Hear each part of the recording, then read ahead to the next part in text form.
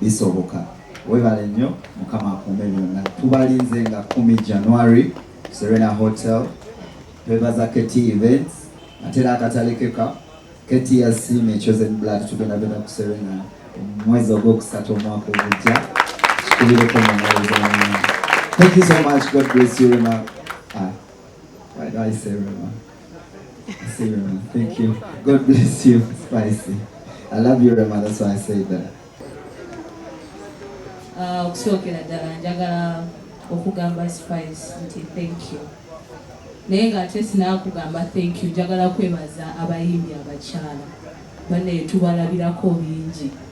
For us we haven't, tetulina bwe twatandisa okutambula. Naye bingi bye tubalabirako. Nze muzeeyi wange taata wange jjajja wankoko buli wankubira n'andaba nga nzize kulabako n'agamba wagenze kuwa best friend wo omwavu afe kati olina okukola nnyo tulaba yiwe mwana yavugyemu emmotoka empya mu kuyimba nawe osobola okikola. So you inspire us, you give us a lot of comfort. The Spice yamuyimbi gwe sitalabangako nga yeekubagiza tajja mu mawulire nti oba mwamukubyeko kino oba yakoze kino oba ekintu kyaganye neyeekubagiza. So thank you so much. Ekirala ndabanya abantu nga bagamba ngu Spice Diana ye buli kyakola kikolera mawulire. She's the only artist who bought tickets on my concert. Era yampa akadde kamu nga tewaliwo mawulire tewali walaba yankubira simu nga Martha, come for your money, we need to buy those tickets. Ate nampeereza ne bafaani be bajje babeerawo kati mwabaali bagamba nti saayina bafaani ba Spice Gadget baali. So si kyangu nnyo nze nkoze emikwano. I always see Spice nengendayo nakukamfatinga this lady n'omukubira essimu she will pick up wadde omugamba nkubuuzaako obubuuza kimala wadde omugamba njala kujja tukoleyo ka challenge ajja kukkiriza. So Spice Diana, we love you so much. Nze I've not said this to any other female artist naye I think okufiirako ate ekyo wakirabako somewhere, you remember? Yeah, so Spice is she's a gem, very disciplined. Banayo muwalo na yambala. So thank you so much, Karo Kasita, Rema Namakula. We love you guys so much, and thank you to all the sponsors. Thank you so much. I love you. I've always been meeting Spice Diana on shows. We are not so close, but she inspires me a lot. I'm a big fan, and I wish her the best. I would love to also make a show one time. But you inspire me a lot.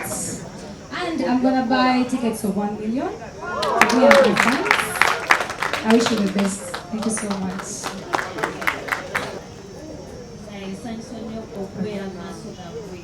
I'm kind of nervous, but I'm very happy to be in front of you guys. Hi, Spicy. Because I've joined the industry this year.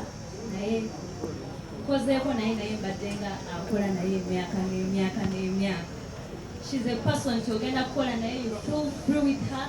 Because at first and it was a big surprise. It was a very big surprise to me. And as a non-acrobatic number, Yash Poppy, Yasobo, Nemugamba Olimba, because I tell you Saga. But the day I realized, the day when I take a Mazima, audio from Kazia, I'm so favored, I'm so favored.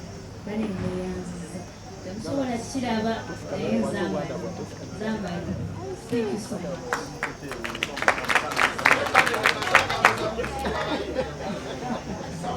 Yabwe promoter. Abagenda koma kwako. Bayo weekend tugenda kwenda mu Bawuli. Otwa meeting Spice Diana. Because yaje wa daddy ku studio. Nagamba mangina ba wakula pa. I think you know what that means. She gave us a hand. She was the opposite of what the words were. kukola beeyo bannange ono omukyala gwe mulaba wano wa beeyi nti ku video shoot yatamba n'emmotoka 4 neyeegulira amafuta yatamba na Miss Uganda alina abantu bangi kati Roger ajukaye mukambwemu akuzaako ebbali n'atugamba Bet Boys mugenda kugula emmere ya video ate nga naffe twali tetunawa kulya Spice namuze ebbali namugamba manyi bambi bwana buto bade sibulanko misana buto bambi ne bagula emmere kyokka ffe baade kolabo etulya n'emmere yaabwe. So there is no way we cannot stop thanking you. There is no way good people won't stop being blessed. You are going to be blessed. Your hearts are always blessed. Not forgetting Douglas. Your voice is blessed and told us one time we shall be. Not forgetting Martha Mukisa, Joey Landa, and okwebaza Spice there. Nti y'omu ku bantu we nalowooza okukyusa career nti nve mu kukola production y'omu ku bantu abasinga mukimanyi liri puzzle mulabi nga nvuga ku boda ne tupambana azawi katale ankando bonna bayiseko mu mikono gyange naye omuntu yekka yasooka okunzikiririzamu yadde abalala bayitiramu naye ne bakirabanga ekirooto ekito abasinga babeera nti lwaki okyusiza okuba mu production ez'emirembe naye we nakisomera mu Spice bayita oluyimba lwa Forever be bansaba ne manager wa bayimbeko mu luyimba lwange atamanyikiddwa. So ekyo kintu kyanjawulamuko nti newe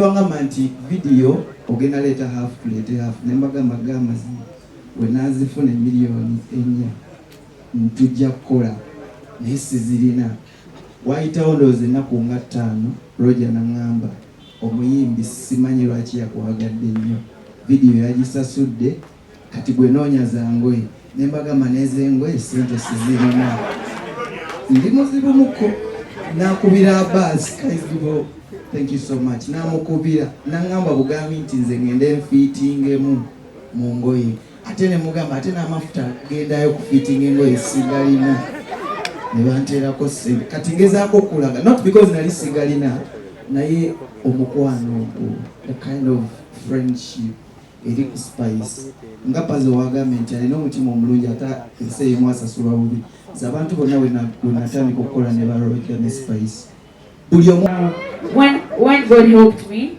I gained some popularity and I started getting called on shows. We would go on shows with her. There was a time we went on a show with her, Gravity, and me. It was in some place I don't really remember, but she was so nice to me. She talked to me, and my father was a really big fan. So we'll be on a drive, and I would be in our car and be like, no, you go sit in Spice's car. And when I go there, she was so nice, would buy things, she was so helpful. Even Uncle Roger, I don't know where he is, but I thank him so much for being so nice to me, for encouraging me, and many things that he has helped me with throughout my career. Even right now, when I had first launched my concert, which happened in the 7th, she was not around, but my father was like, he talked to her, and I sent a message to her, and she saw it, and she bought some tickets to my concert, so I thank her so much. And I just want to tell everyone, on the 10th of January, it's going to be going down. We're going to be celebrating 10 years with Aunt Spice. It's going to be very massive. Yeah, everyone, please be there. I'm also going to be there, and I thank you so much for everything you have done for me.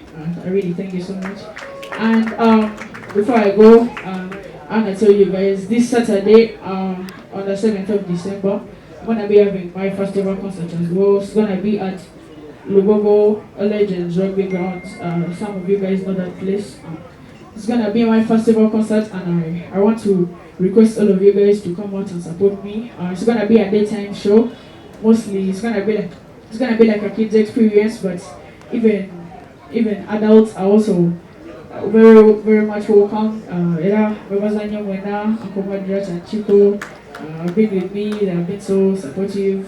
B2C, I really look up to those guys. Their music is nice. Aunt Martha, I thank all of you. Even the media groups, the journalists, I thank you so much for coming here today. And I request you guys to come for me on the 7th of December. Peace out.